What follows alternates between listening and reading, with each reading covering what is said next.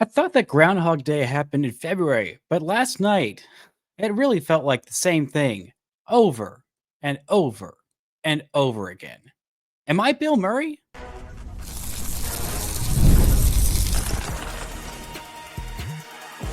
You are Locked On Rangers, your daily Texas Rangers podcast, part of the Locked On Podcast Network, your team every day. You are locked onto the Texas Rangers, the first and best daily Rangers podcast. I'm Bryce Patrick, a criminally addicted Texas Ranger fan, covering this team for 12 seasons, including all 7 as the founder and host of this podcast. Thank you all so much for making Locked On Rangers your first listen every single day. If you're not already, you can follow me on Twitter at Bryce Patrick. You can follow the show at Locked On Rangers. Hit subscribe on your favorite podcasting platform and on YouTube, where the best way you can help grow the show is comment nearly any single thing below. On today's show, I think we're going to talk about time loop movies. We're going to talk about this stupid offense. Jack Leiter having a good start and a nice learning opportunity, and all of that being wasted on just some absolute buffoonery happening with the bats. Before we get into all that, today's episode is brought to you by Gametime. Download the Gametime app, create an account, and use code LOCKEDONMLB for $20 off your first purchase. Now, last night, the Rangers lost a stupid game where the pitchers did mostly pretty well and the offense couldn't do squat. I would say, stop me if you heard this before, but I had said that probably about 100 times in 1,389 episodes, and I believe about 150 this year. It feels like after every single freaking game, we're talking about, wow, this pitching staff is great. Wow, this offense sucks. I literally feel like I'm stuck in a time loop movie, and I hate time loop movies. I hate them. I absolutely cannot stand them, because for me, the first time I saw a time loop movie was Groundhog Day. And just the absolute horror I felt of the prospect of being stuck in the same day over and over and over and over again. I'm just trapped in a loop, unable to do anything differently, having the same day over and over and over again. Like, that just sounds like my personal hell, honestly. Not to give you too much of a peek into my psyche, but feeling stuck in the same place without any growth or change or anything new or exciting. It sounds like truly the worst possible place on earth. And watching this Texas Rangers team in 2025 feels like I'm stuck in the worst time loop movie ever. Except I have to keep finding new ways to say, this offense sucks, but it's crap. It's awful. And if you've listened to this show for about 5 minutes at all this year, you've probably heard me say that. You've probably heard me have a meltdown about how much this offense sucks and how much I do not understand it. How when a runner gets into scoring position, brainworms infect everybody on this team. They just become the worst, dumbest, baddest, most awful hitter in the history of mankind. And there's nothing that can fix it. No firing a hitting coach, no cutting a young, once promising center fielder loose. No signing a big fat guy, no signing a different big fat guy, no trading for a big fat guy that can fix this freaking offense. And after last night, after Monday night, where this offense rallied, after a rough game from Nathan Eovaldi to score 5 unanswered runs, no, 6 unanswered runs, and win the game, you thought, okay, what a great win. Best win of the year, super unlikely comeback. Now this team maybe starts to build on their momentum and, rally. No, absolutely not. Why would they do that? Why would they possibly do that? Instead, they choose to lose ground on everybody in the AL wildcard race and just keep falling further into obscurity, into a season where this is the best pitching staff in the history of this franchise by about a million miles, and the most miserable offense I have ever watched. And it's not like the Rangers were facing Tarek Skubal or peak Randy Johnson or peak Nolan Ryan or peak anybody. Nobody here was in their peak. It was a bunch of pitchers whose ERAs were all north of 4 in a season where it seems to be pretty darn easy to be a good pitcher because the ball is so darn dead. DeSclafani, ERA of 4.36 after this one, even after giving up 2 runs in 3 innings. Woodford, the mop-up guy on one of the worst staffs in baseball, came in, pitched 3 1/3 innings, allowed just 2 base runners. Then Jalen Beeks comes in and he lowers his ERA below 4. And Murillo, who had an ERA north of 5, comes in and pitches a perfect 9th inning because why wouldn't he? Why wouldn't he against this offense that has done nothing all year long? 0 for 9 with runners in scoring position, and the only runs they were able to score were on a sac fly and an RBI ground out. I mean, with the bases loaded and no outs, the Rangers got 1 run out of that situation. With runners on first and second with no outs, they end up getting 1 run in that situation, and that's about it. 4 hits, 4 walks in this one for the Rangers offense. Not good enough. Absolutely not good enough against a terrible pitching staff. Truly, a horrendous pitching staff. The Diamondbacks have one of the best offenses in baseball. They are the Jekyll and Hyde version of the Rangers. If you could combine the Diamondbacks offense with the Rangers pitching staff, that team would win probably 150 games this year.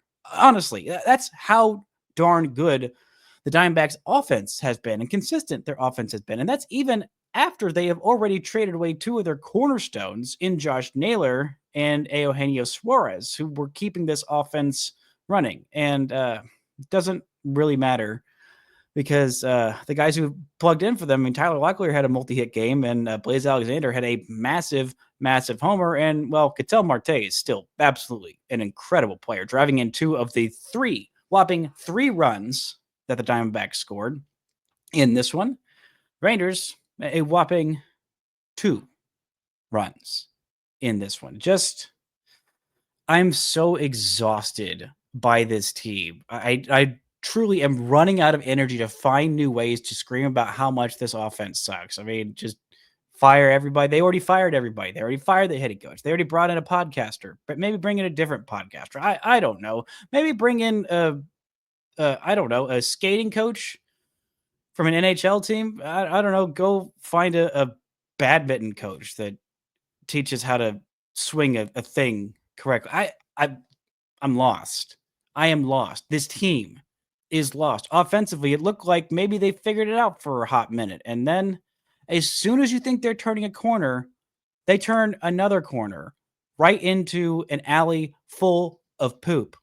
Because that's what this offense is. It is just a back alley filled with poop sandwiches and garbage and crap. That's it.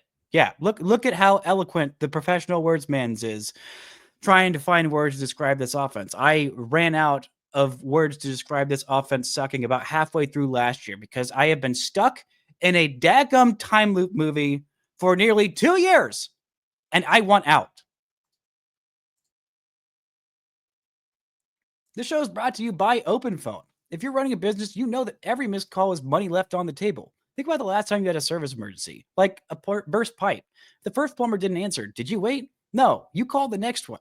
That's why having a reliable business line is so important, and that's why you need OpenPhone. OpenPhone is the #1 business phone system that helps you streamline and scale customer communication, all from an app from your phone or computer. Maybe you can use that OpenPhone to call the bullpen to say, hey, bullpen, can you tell this offense to score some more runs? But if you juggled multiple lines to keep business and personal phone calls separate, OpenPhone solved that instantly. Your whole team can use one shared number to respond to customers like a shared inbox. No more who's handling this. So OpenPhone is offering Locked On Rangers listeners 20% off your first 6 months at openphone.com/LockedOnMLB. That's OpenPhone.com/LockedOnMLB. And if you have existing numbers with another service, OpenPhone will port them over at no extra charge. OpenPhone. No missed calls, no missed customers. Shout out to the everydayers making Locked On Rangers your first listen every single day. On tomorrow's show, I'll be talking about this finale, and dear God, do the Rangers need it to be after a Merrill Kelly comeback game, revenge game. I don't know what it is, but OpenPhone, there's no missed calls, no missed customers. There were some missed calls last night by the umpire, very much in favor of the Texas Rangers. Looking at the ump scorecard for home plate umpire Nate Tomlinson last night, it was a wild and weird zone. It felt like it really got off the rails after Jack Leiter got totally just done over on a missed strike 3 call that to a batter he ended up walking. Ball was completely in the strike zone, but the top of the zone was just eventually it started being more consistent. There were more pitches at the top of the zone, and those just were, for the most part, not called strikes. And then sometimes they were. It was just very confusing. Choose your own adventure trying to find that strike zone. Also, absolutely, truly wild that none of these top three most impactful calls were some of the called strike threes that were 2, 3, maybe as much as 4 inches below the zone in the Texas Rangers' favor. They got some very favorable calls and, overall favor in terms of how favorable this umpire was to the Texas Rangers was 1.85 runs in the Rangers' favor. They only scored 2 runs. It could have been worse. It could have been a bigger deficit that the Rangers had to work themselves out of, but it wasn't even a deficit for the most part because Jack Leiter, although he did have some struggles in this one, you look at the overall line and it looks good. It felt like a struggle to get there, but it is still a good final line. He left this game with a lead, only 1 run given up on a solo shot that was just kind of absolutely mashed. A little bit lucky that one of the 4 hits, one of the other 3 hits that he gave up wasn't a homer. If it was hit just a little bit higher, it was certainly hit hard enough to be a home run. But Leiter ends up with 4 hits, 1 run allowed, 2 walks, just 3 strikeouts, and in 5 innings. He got through 5 innings with the lead. He should have finished this game off with the win had this offense been able to do much of anything. And this was just a really good lesson for Jack Leiter. I mean, we've seen it the last couple of outings. One of the hardest things to do, one of the things that makes the best pitchers, the very best pitchers, and better than the number 3 or 4 or 5 starters, is that when they don't have their best stuff, when they don't have their command, their control, whatever, they're able to get outs and keep their team in ball games. I mean, Nathan Eovaldi, look at Monday night's game as a prime example of that. He did not have his location or whatever. It was just, he was not at his best. He gave up 5 runs, but he still made it through 5 innings, despite giving up 5 runs in the third, or 4 runs in the third inning and a run in the second inning. He still made it through 5 innings, gave this team a chance to come back and win. And that's what Jack Leiter did. He was able to fight through these tough situations, granted, some of which he put himself into, but only 2 walks, one of which probably should have been a called strike 3.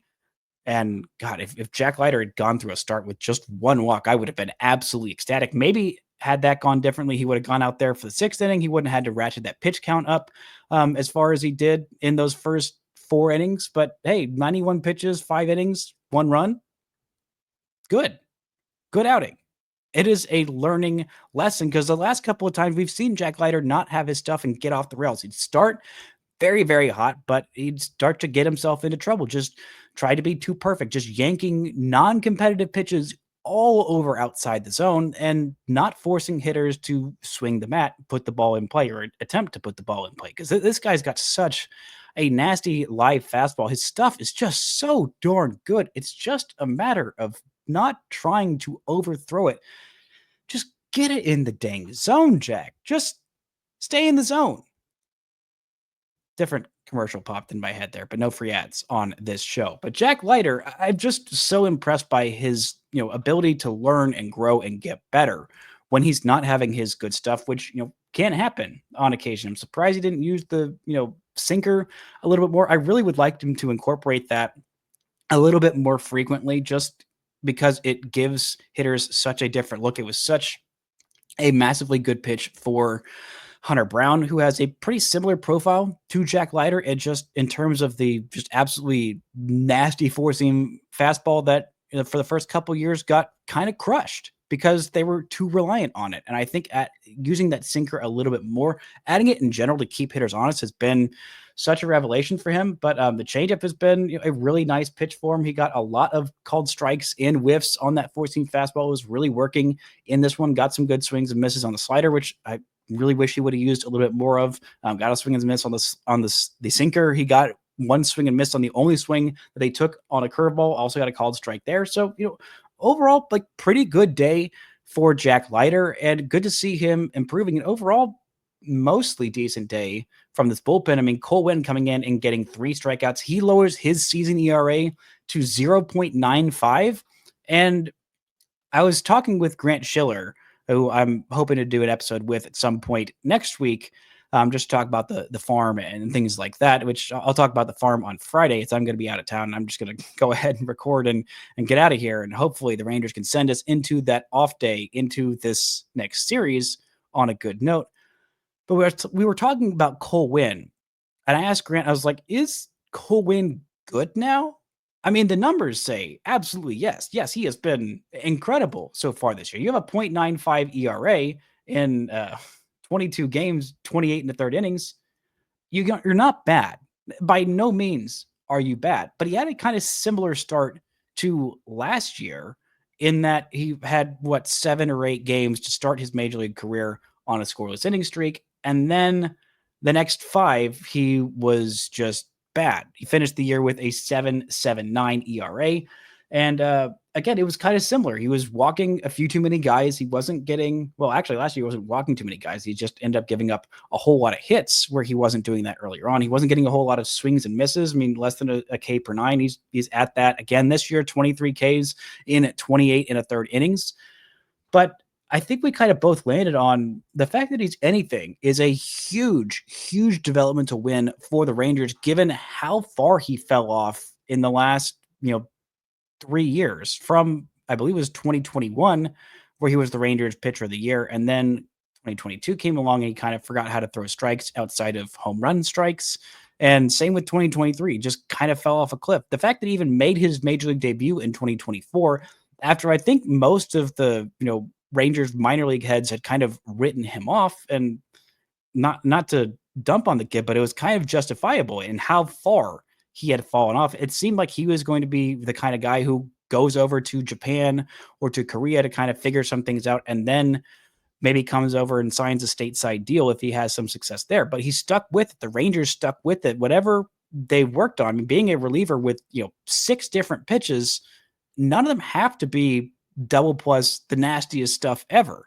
Usually hitters aren't used to, seeing 6 different types of pitches from a reliever, and all of them are, pretty solid. They're not bad pitches by any means, but there's not any one, just crazy like Hobie Milner sweeper out there. There's no Danny Coulomb cutter out there. And him going in there and just mowing down what is a really good offense, allowing just one little bloop single. I mean, this guy has been very, very good, and he's under team control for many years to come. And I don't know if he's going to start pitching in the highest leverage situation, but this was a decent leverage spot coming into the 6th inning. Not the highest, but still does his job, shuts the door down. And it was overall a really good performance from him. And I am just excited for Cole Winn, the dude. I mean, he is a good kid with a good head on his shoulders. And it's really frustrating to watch prospects who have all this promise, and really just heartbreaking to see these kids on the verge of their major league dreams. A guy like Cole Winn, who was on the verge of, fulfilling that childhood dream of becoming a major leaguer, and to see it all just kind of crumble, to see him build back up into a solid, serviceable middle reliever with potential to be maybe better than that. I mean, he's still very young. He's still got, plenty of time to develop into a very good, maybe eventually back end type of reliever. And that is a huge developmental win for the Texas Rangers. And he had a good day in this bullpen, but boy, howdy, did Robert Garcia not. We're going to talk about that and Danny Coulomb finally being imperfect at maybe the worst possible time, and more right after this. This show is brought to you by Gametime. We've all been there, logging on early and waiting forever for concert tickets to go on sale, only to lose your spot for a show you've been dying to see. Live music should be about making memories, not dealing with the stress of ticket shopping. That's where Gametime comes in. Gametime makes getting concert tickets faster and easier than ever. Prices actually drop as it gets closer to showtime, and you can save up to 60% off with their killer last-minute deals. If you're tired of the endless scrolling for the best deal, Gametime's zone deals pick the best seats in each section for you. With Gametime, the price you see is the price you pay. There is no hidden fees. If you're worried about what happens if plans change, Gametime Guarantee has your back with cancellation protection and more. So take the guesswork out of buying concert and show tickets with Gametime. Download the Gametime app, create an account, and use code LOCKEDONMLB for $20 off your first purchase. Terms apply. Again, create an account and redeem code LOCKEDONMLB for $20 off. Download the Gametime app today. Last minute tickets, lowest price guaranteed. Shout out to the everyday for making Locked On Rangers your first listen every single day. After every single game, Jeff Biggs is with you with the Locked On Rangers postcast, reacting live to every single game in your Locked On Rangers podcast feeds on YouTube and wherever you get your podcasts. Now, this was another rough day for Robert Garcia after a weekend where it looked like he was getting himself right. At least he didn't give up a homer in this one, but this was just a truly terrible inning for the Rangers left-handed reliever who, man, I mean, you look at that Nathaniel Lowe trade, and it is not going well for really anybody at this particular moment. But Robert Garcia coming on there with a 1-run lead in the 7th inning, not the highest leverage spot, but a slightly more leverage spot that he had earned with how he had done this weekend against the Phillies. A couple of really solid performances and looked like, okay, this is more like the Robert Garcia that we saw for the first, half of the season where he had been pretty darn good. I mean, Jose Herrera hits a ball right into the ground, right at Robert Garcia. It boofs off his glove away. And then he, instead of, just letting it go, letting one of his middle infielders make a play on it, both of which are Gold Glove caliber, he tries to make a play. He knocks it down, goes over to where the second baseman would normally be playing straight up. He runs over to it, and it kicks it away again. And at that point, you just got to let that be a sunk cost. Let that be, okay, well, this is a blue single. Don't make it worse. And what did he do? He made it worse, a lot worse. Trying to field the ball and throw it, back over his head. Just one of the stupidest plays you could possibly make in that situation. There's no chance in heck that he's getting him. You've got to just settle for, okay, well, that sucked. That's a little unlucky. That should have been an out, but okay, just move on and face the next guy. And he moves on and he gets the next guy, Geraldo Perdomo, on a sac bunt that his third baseman does not help him on. Just a really kind of routine play, it looked like, for Josh Young, who feels the ball, then just can't get it out of his glove. And then there's runners on the corners with no outs. And, well, he does a good job to not let it spiral worse from there, giving up just the 1 run on an RBI single, of course, off the bat of Ketel Marte. But still, getting into that situation in the first place, I mean, it should have been 2 easy outs to start, and then you face Ketel Marte and you figure out what that is. Also, I don't love making Ketel Marte face left-handed pitchers twice. I know that they're 2 guys who do well against right-handed batters, but it's just, he is a guy who has absolutely murdered left-handed pitching, and just not someone who I really particularly want to be facing off against. The best hitter in this lineup, one of the most underrated hitters in this league, but I digress. Still, just a single given up by Robert Garcia, and that was not the case for Danny Coulomb, who has been basically perfect since the Rangers traded for him. I mean, truly a one-of-a-kind trade. The first loss of the year for Danny Coulomb. He strikes out a couple of batters, but gives up just an absolute missile of a moonshot to who else but Ketel freaking Marte. I mean, truly an outstanding hitter, the most underrated player in the league. I mean, for so many years, it was Jose Ramirez of the Guardians, a guy who is a top 10 player in baseball, but just never really thought about like that, never really talked about like that, never finished with an MVP. I mean, it's just wild how little respect he got. And now Ketel Marte on a Diamondbacks team. I mean, he was maybe the biggest reason, maybe not the biggest reason, but one of the biggest reasons why the Diamondbacks were able to make that, what looked like a miraculous run through the 2023 postseason until they got to the Texas Rangers. I mean, the man had a 23 game hitting streak in the postseason, absolutely unheard of, that only was snapped by the Diamondbacks running out of games, and also a called third strike by Josh Sborz, which is probably my favorite pitch of all time. But still, this was just an implosion in a one-run game. And again, it's easy to just say, wow, Robert Garcia sucks so bad. Wow, Danny Coulomb, how could you give that up? How could you give up a nuke like that? It was a good pitch. Honestly, the pitch that Jack Leiter threw that the Diamondbacks homered on, it was a good pitch as well, a four-seam fastball at the top of the zone. That's really, really tough to hit. Jack Leiter's four-seam fastball really, really plays up there. And Coulomb, this pitch also plays, pretty darn well at the bottom of the zone. It's just a matter of a good hitter getting a good swing on it. And when you put yourself in that kind of a situation, when you put yourself where one run will kill you, 3 runs is an insurmountable deficit. I mean, it's just, again, I hate to go back to the offense, but I kind of have to, because this is all on the offense. You score 4 runs in this one, and this is a pretty comfortable game. You scored 3 runs in this one, and you go to extra innings. You probably take advantage of what has not been a good Diamondbacks bullpen. You're able to use your stronger bullpen to come out on top. But alas, that was not the case. It has not been the case all freaking year long, and the Rangers just continue to be awful with runners in scoring position. I mean, they have the 5th worst OPS in baseball with runners in scoring position. I don't know how they do it. The worst is the White Sox with a 651 OPS. Pirates at 666. At least they're better than them. The Royals at 671. Also, the Padres somehow at a 671 OPS with runners in scoring position. And the Rangers were worse than the Rockies at a 676 OPS with runners in scoring position. Only hitting 235.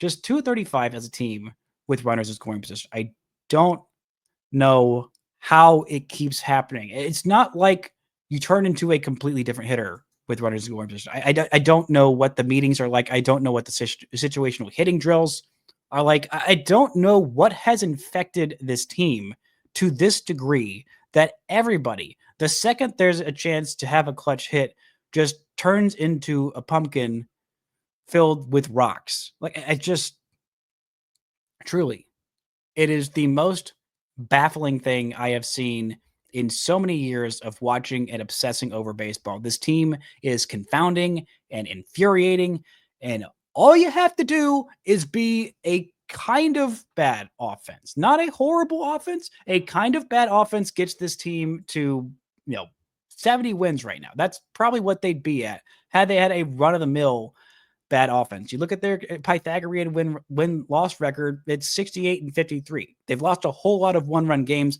not because the bullpen is bad, because they cannot hit to save their lives. You're down 1 run, that's it. You're done. No more offense for you. Even if the pitching staff keeps it close.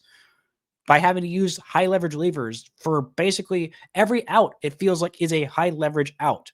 From out number 1 to out number 27, game 1 to game 121 at this point has felt like pretty much all of them, outside of those 2 games against the Twins, have been high leverage. It is just so darn deflating to watch this team struggle like this when, the Mariners are having an okay season. They're not having the best season, and they're tied with the Astros for the lead in the NL West because they've been on an 8-game winning streak and are 9-1 their last 10. The only one being that 1 extra inning loss to the Rangers on that Saturday game in Seattle. That's it. I mean, everybody else in this whole freaking picture of the AL wild card has been just kind of on fire. I mean, the Red Sox have been, had that 10-game, have had, I believe, multiple 10-game winning streaks at this point in the season. The Yankees, who were in a free fall, now get 3 games against the Twins. It seems like everybody ahead of the Rangers gets to play just garbage teams and get away with it. And the Rangers have to play, well, this was not a good team. This is a team that you could beat, but alas, it is going to be a team that at least beat the Rangers for 1, should not have beaten the Rangers for even 1. The Guardians playing against the freaking Marlins, the Yankees playing against the Twins, who had sold off half of their major league roster. I mean, the Red Sox and Astros are beating up on each other. The Mariners get to face the Baltimore Orioles, who couldn't score a singular run last night to keep the Rangers from being 6.5 games back of both those teams atop the AL West in a tie.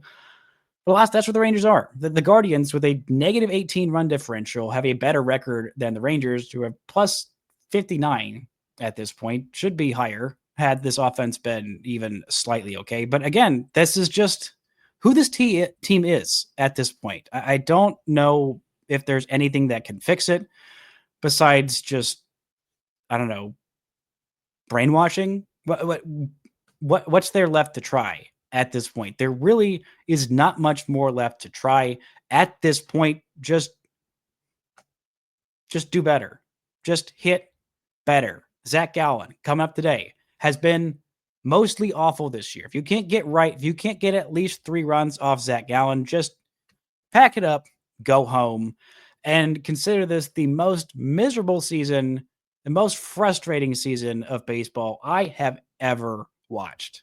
That's going to do it for today's show. Thank y'all so much for listening and subscribing. And until next time, find some way to enjoy baseball.